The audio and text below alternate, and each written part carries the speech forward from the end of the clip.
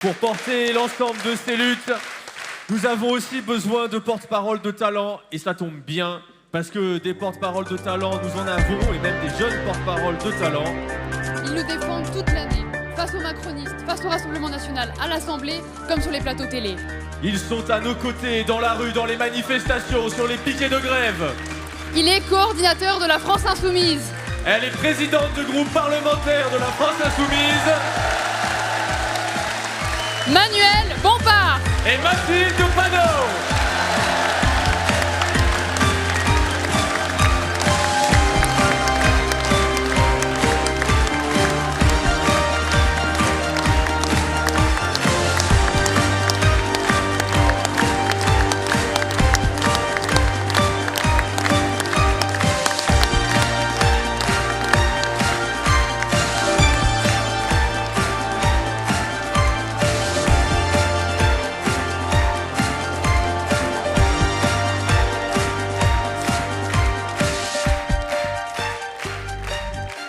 Merci beaucoup. Merci camarades, amis, pour votre accueil, pour votre chaleur, pour votre gentillesse, pour votre enthousiasme. On a fait encore cette année des très beaux amphis. On a fait cette année des très beaux amphis. Et même si ça a déjà été fait tout à l'heure, parce que nos amphis, c'est toujours un immense défi humain, je voudrais vraiment témoigner à nouveau de notre profonde reconnaissance pour l'ensemble des militantes, des militants, des bénévoles, des camarades qui ont fait en sorte, dans des conditions difficiles, que ça puisse se passer comme ça s'est passé, pour qu'on puisse faire en sorte que tout le monde puisse assister à nos débats, à nos travaux dans des bonnes conditions. Vraiment un grand merci. Et quand on voit leur détermination, leur dévouement, on se dit qu'on est fiers d'être insoumis. Puis je veux vous remercier, vous, l'ensemble des personnes qui ont participé, qui ont bravé des conditions climatiques difficiles, la canicule, les orages, la pluie. Mais en quelque sorte, on a fait honneur à ce mot qui nous caractérise finalement si bien. Oui, nous sommes les insoumis. Nous n'avons pas peur, nous ne baissons pas la tête, nous lâchons jamais rien. Nous restons déterminés. Nous n'abandonnons jamais, même face aux difficultés, même quand elles sont climatiques. Et de détermination et de dévouement, on va en avoir bien besoin. Parce que le pays a besoin de nous, parce que la vie est dure, parce que la maltraitance sociale franchit chaque année, chaque jour, des seuils inégalés. Encore cet été, le prix des carburants qui est reparti à la hausse, les géants du pétrole qui s'en mettent plein les poches, les super profits qui s'accumulent, les galères aussi, pour ceux qui n'ont pas d'autre choix que de prendre la voiture pour aller travailler, pour aller faire les courses, pour amener les enfants à l'école. Non, Madame Borne, non, Monsieur le maire, l'inflation, elle est toujours là. Les prix alimentaires s'envolent. Ils ont augmenté de 21% en 2 ans. Et le responsable de cette augmentation, la principale cause de cette augmentation, c'est l'augmentation des marges des industries agroalimentaires. L'augmentation des marges des industries agroalimentaires est passée, le taux de marge des industries agroalimentaires est passé de 28% à 48% en 1 an et demi. C'est une augmentation de 71%, comme le souffle mon collègue député Adrien Chloé, c'est la République en marge. Je la reprends parce qu'elle est pas mal. Et face à ça, on a un gouvernement, c'est plus Bruno Le Maire, c'est Bruno Demande. Je demande aux industries agroalimentaires de faire un effort. Je demande aux entreprises d'augmenter les salaires. Je demande. Quand il faut nous faire travailler jusqu'à 64 ans, ils ne nous demandent pas, ils nous l'imposent par la loi. Nous, les insoumis, nous demandons depuis des années le blocage des prix sur les produits de première nécessité. Nous, les Insoumis, nous demandons immédiatement un moratoire sur l'augmentation des profits sur l'alimentation. Vous le savez, la lutte contre la vie chère reste un de nos premiers combats. Nous l'avons encore mené cet été. Et là aussi, je veux rendre hommage aux militantes et militants qui, pendant que certains d'entre nous, c'était mérité, profitaient de quelques jours de vacances, ont sillonné avec nos caravanes populaires les routes de France. 26 étapes au mois d'août sur 2 parcours pour présenter nos propositions. L'augmentation du SMIC à 1 600 €, l'indexation des salaires sur l'inflation, l'augmentation des minima sociaux au-dessus du seuil de pauvreté, le gel des loyers. Ces propositions que nous avons déposées depuis 1 an avec mes collègues députés qui sont là devant nous à l'Assemblée nationale, sur lesquelles nous nous sommes battus et qui ont été refusées par les macronistes et l'extrême droite qui ont mêlé leur vote pour empêcher l'augmentation du SMIC, pour empêcher le gel des loyers, pour empêcher l'indexation des salaires sur l'inflation. Pourtant, ces propositions, elles sont largement majoritaires dans la population. On l'a démontré à nouveau dans le sondage que nous avons publié en début de semaine. Oui, la vie est dure et le gouvernement ne fait rien. Et ce qui se profile devant nous, c'est désormais la rentrée scolaire qui approche, avec de nouvelles difficultés, avec des familles qui l'abordent la boule au ventre face à l'augmentation du prix des fournitures scolaires de 11%. Les fournitures scolaires ont augmenté de 11%, pas nos salaires. Les fournitures scolaires ont augmenté de 11%, pas l'allocation de rentrée scolaire que le gouvernement se vante d'avoir revalorisé d'à peine 5%. Nous allons avoir, nous les Insoumis, une tâche importante parce qu'ils ne font rien. Parce que ce sont des jeunes, des enfants qui vont aller à l'école et qui n'auront pas forcément les stylos et les cahiers sur la table pour pouvoir étudier dans des bonnes conditions. Alors, ce que nous vous proposons dans les prochains jours, c'est de nous mobiliser, comme nous le faisons souvent. Bien sûr, nous le faisons en défendant des propositions à l'Assemblée nationale. Bien sûr, nous le faisons en allant manifester, en allant marcher. Mais nous, les Insoumis, nous faisons aussi des initiatives, des actions de solidarité concrètes, de solidarité immédiate. Nous vous proposons dans les prochains jours d'organiser partout dans le pays des collectes de fournitures scolaires pour subvenir aux besoins de ceux qui n'y arriveront pas, pour le reverser aux associations, pour le reverser aux familles qui sont dans des grandes difficultés. Parce que face à ce fléau, face à ce nouveau danger social de la rentrée, le président de la République parle d'éducation, mais il ne parle pas de ça. Le président de la République, il invente à nouveau des coups de communication, des propositions qui existent déjà. La dernière en place, c'est de nous dire qu'on va faire en sorte que pour certains élèves, on va commencer l'année scolaire plus tôt, à la fin du mois d'août. Il nous dira comment dans des écoles dans lesquelles il va faire 40 ou 45 degrés. Mais de ça, il n'en est pas question. Il oublie de dire que ça existe déjà, qu'il y a déjà des stages, des parcours pour les élèves en difficulté qui peuvent, pendant l'été, suivre des séances de remise à niveau. Ça existe déjà. Il brasse du vent, il brasse de l'air, mais il n'aborde pas les vraies questions, les vrais sujets. Parce qu'à la rentrée scolaire, ce qui est important pour nous, c'est que chaque élève, il ait un professeur ou une professeure devant lui pour faire classe.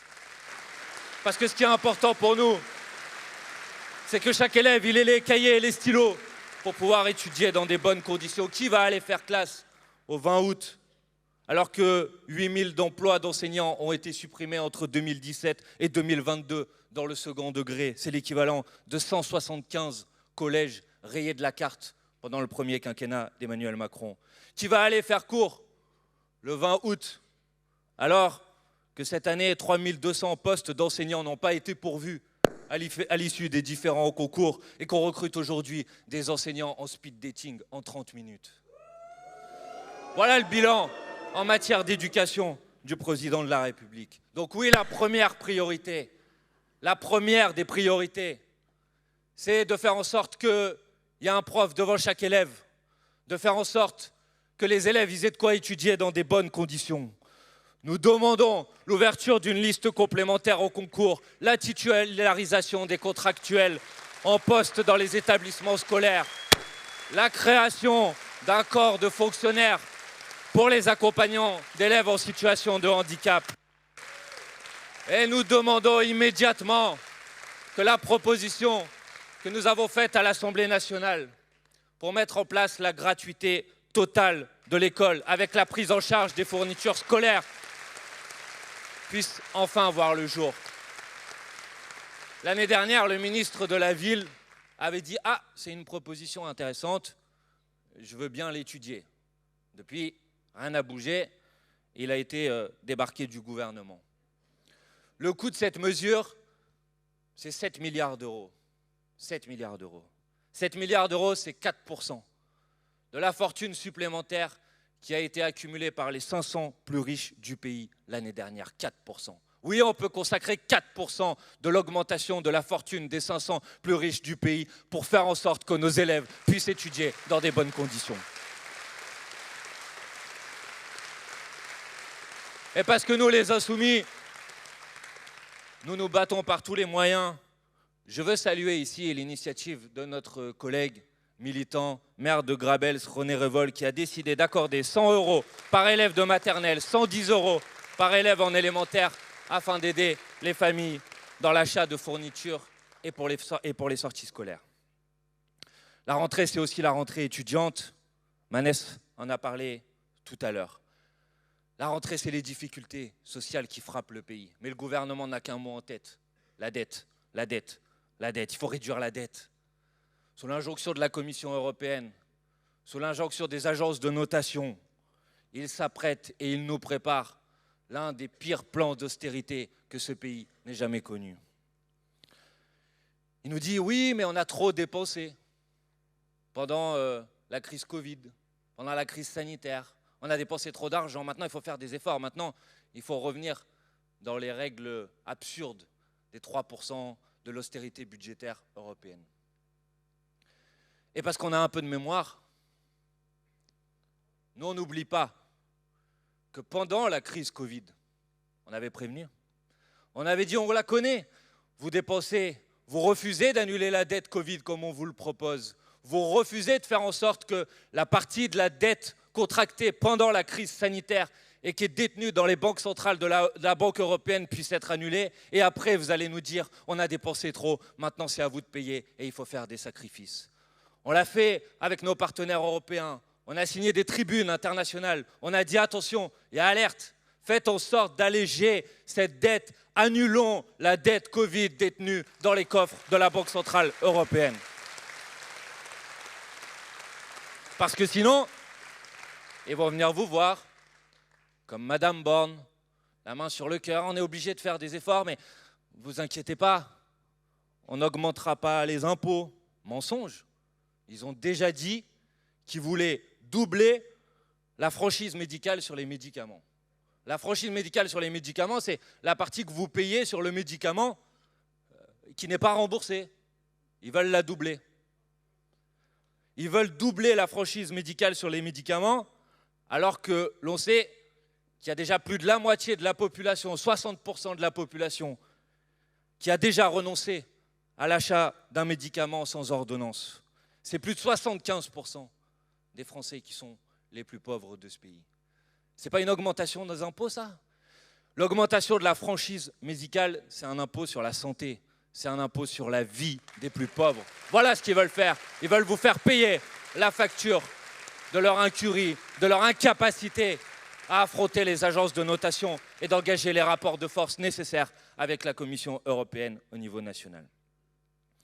Mais l'impôt sur la santé, c'est un impôt magique, c'est un impôt qui fait perdre de l'argent. Parce que le gouvernement prétend qu'en augmentant les franchises sur les médicaments, il pourrait gratter quelques centaines de millions d'euros par-ci, par-là. Mais ce qu'il ne dit pas, c'est le coût que engendrent les renoncements aux soins. On les estime à plus de 9 milliards d'euros par an de coûts de renoncement aux soins dus à des gens qui ne vont pas se soigner, de maladies qui se développent, qui doivent ensuite être prises en charge par la fonction publique, par la puissance publique. Ils chiffrent toujours le coût des sacrifices qu'ils veulent nous faire payer. Ils ne chiffrent jamais le coût du malheur, le coût du désespoir, le coût de la souffrance. Voilà ce qu'ils veulent faire. Ils veulent nous faire payer la facture. Et nous, à l'Assemblée nationale, dans les prochains mois, nous serons de tous les combats pour refuser ce budget austéritaire.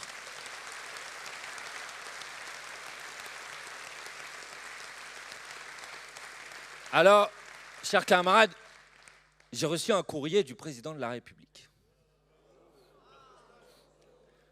J'ai reçu un courrier du président de la République. Je me suis dit, qu'est-ce qu'il nous veut, le président de la République? Pourquoi il écrit aux Insoumis? Je croyais qu'on n'était pas dans l'arc réactionnaire, je ne sais pas quoi là.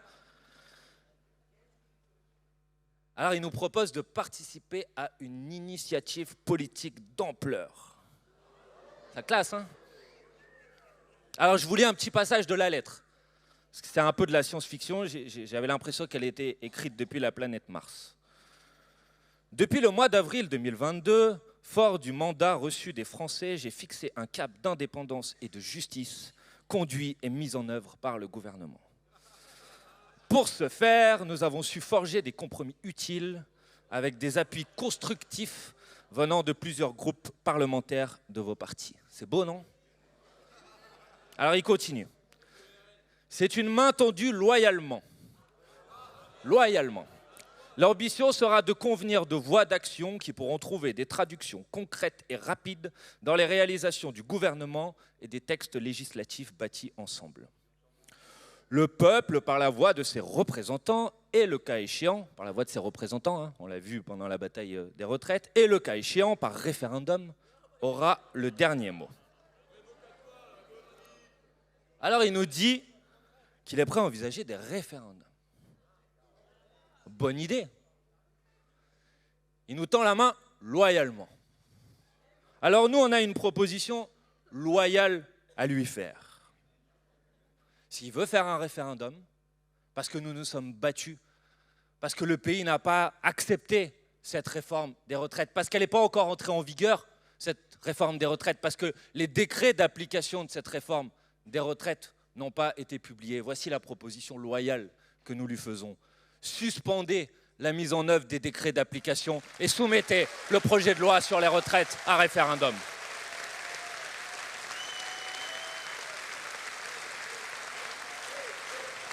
Référendum.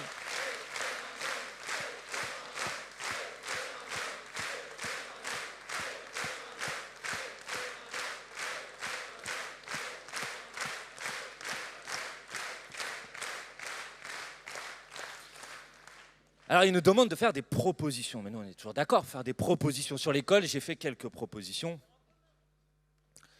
On a un programme, l'avenir en commun, des propositions. Il y en a beaucoup. On a un programme partagé de la NUPES qu'on a défendu ensemble aux dernières élections législatives.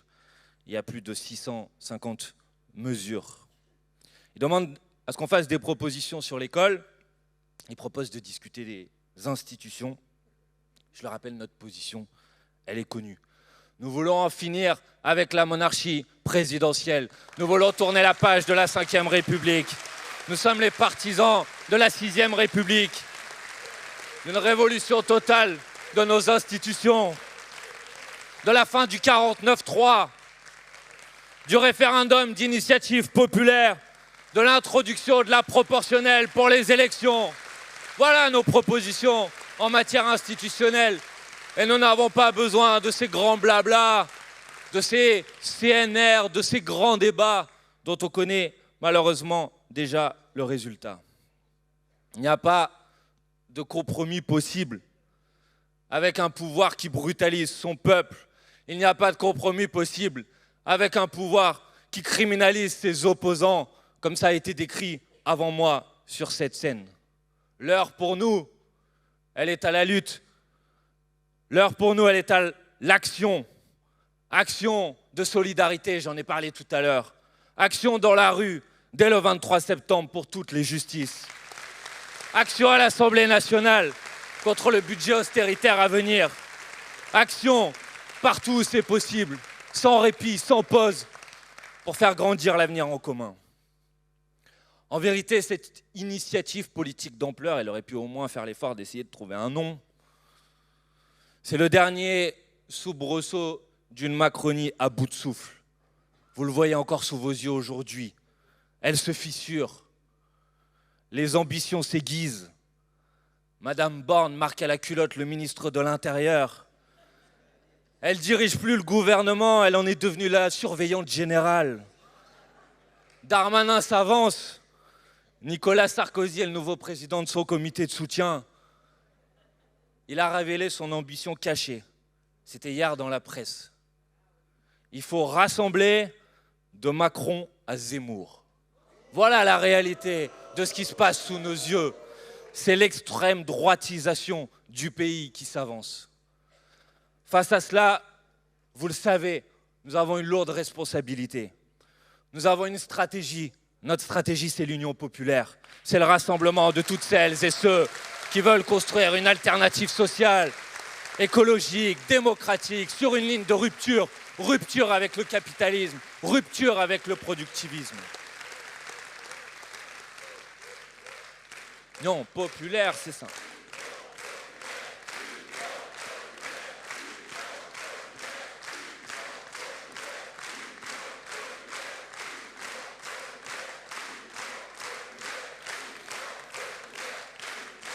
Je crois qu'on est tous d'accord sur ce sujet.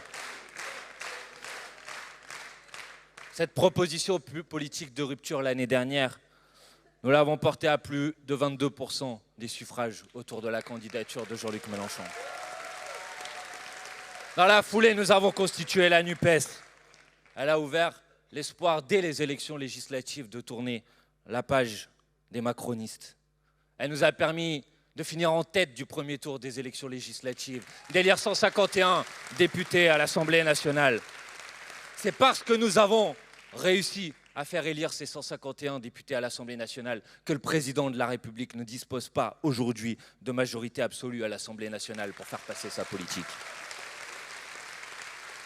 Mais c'est vrai, nous n'avons pas gagné. Il nous a manqué quelques dizaines de milliers de voix pour constituer une majorité relative à l'Assemblée nationale, autour de 50 000, quelques centaines de milliers de voix pour constituer une majorité absolue à l'Assemblée nationale.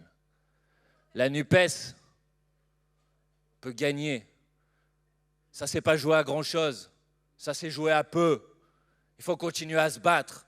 La NUPES, elle doit être stable. La NUPES, elle doit être cohérente.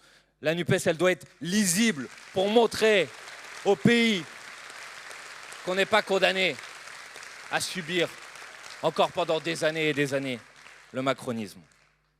Et c'est pourquoi nous sommes si attachés, nous sommes si déterminés à convaincre de la nécessité d'une liste commune de la NUPES aux élections européennes. Ça a été dit déjà à de nombreuses reprises, mais je veux le redire ici, solennellement. Nous ne menons pas cette bataille pour nous-mêmes. Ici, dans cette salle, ici, sur cette tribune, nous avons de quoi, si nous voulions, constituer, conduire, mener plusieurs listes pour les élections européennes. Nous avons une délégation au Parlement européen qui a fait un travail extraordinaire, formidable, avec Manon Aubry, notre présidente de groupe, avec Younous Omarjee, avec Leïla Chaibi, avec Marina Mesure, qui se sont battus. Ce n'est pas pour nous que nous menons cette bataille. Nous la menons avec autant de détermination et de conviction, simplement parce que pour nous, les élections européennes seront une étape décisive sur le chemin qui doit nous mener jusqu'à la victoire. Parce que nous voulons envoyer un message à toute l'Europe, un message qui va puiser dans notre histoire, un message de la France qui s'insoumet, un message de résistance. Parce que nous voulons offrir à notre peuple un point d'appui. Nous voulons lui dire qu'il n'est pas condamné à choisir entre le macronisme qui s'extrême droitise et l'extrême droite qui se banalise. Voilà ce que nous voulons faire. Et je vais vous le dire à la conclusion de ces amphis, les lignes bougent. Nous avons bien avancé. Nous sommes, nous les insoumis, des unionistes, nous l'avons exprimé à de multiples reprises, mais nous ne sommes pas seuls. L'engagement pour l'union n'est pas notre seule affaire à la France insoumise. D'autres défendent désormais cette perspective. Il y a eu Benoît Hamon, Ségolène Royal, Ali Rabé, Laurent Baumel, Philippe Brun, Jérôme Guedj, Sandrine Rousseau. pendant ces heures-là que l'on a passées ensemble, la cause de l'union a avancé. C'est vrai qu'il y a eu parfois des réactions un peu vives dans nos salles. Mais c'est parce que, comme l'a dit hier, à l'un des débats, l'une des participantes, la désunion, elle fait souffrir dans nos rangs, comme dans beaucoup d'endroits dans le pays. Mais hier, il y a eu une bonne nouvelle. Et je veux, pour terminer, vous partager cette bonne nouvelle. Hier, depuis Blois, le premier secrétaire du Parti socialiste, Olivier Faure, a déclaré la chose suivante. Écoutez bien. En toute logique, si nos partenaires devaient évoluer, nous prendrions part aux discussions. Je n'ai jamais été et ne serai jamais un obstacle au chemin vers l'union. Vous avez bien écouté, vous avez bien entendu. Olivier Faure nous dit qu'il est d'accord pour une liste d'union et que si nos partenaires le souhaitent aussi, il prendra part aux discussions. C'est une bonne nouvelle. Après la France insoumise, après le mouvement Génération qui est représenté dans cette salle et que je veux saluer, qui a pris position pour la liste commune aux élections européennes. Cela fait donc désormais 3 des 5 composantes fondatrices de la NUPES qui sont en faveur de la liste commune pour les élections européennes.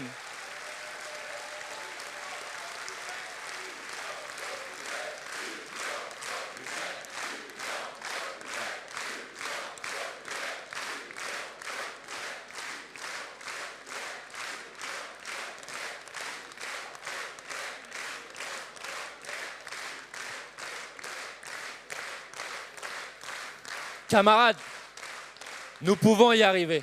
On a bien avancé. Il faut continuer à convaincre. On ne renoncera pas jusqu'au bout parce qu'on a besoin de cette liste commune aux élections européennes. Dans Les raisins de la colère, l'écrivain John Steinbeck écrivait la chose suivante. Ça devrait résonner à vos oreilles. La seule chose qu'il faut voir, c'est que chaque fois qu'il y a un pas de fait en avant, il se peut que ça recule un brin, mais jamais d'autant. Ça montre qu'il n'y a rien de gaspillé, en fin de compte, bien que des fois, on pourrait croire le contraire. Nous avons fait, camarades, ces derniers jours des pas en avant. Il reste à faire la suite du chemin. Steinbeck écrivait aussi « Dans l'âme des gens, les raisins de la colère se gonflent et mûrissent, annonçant les vendanges prochaines. » Alors mes camarades, faisons mûrir les raisins de la colère.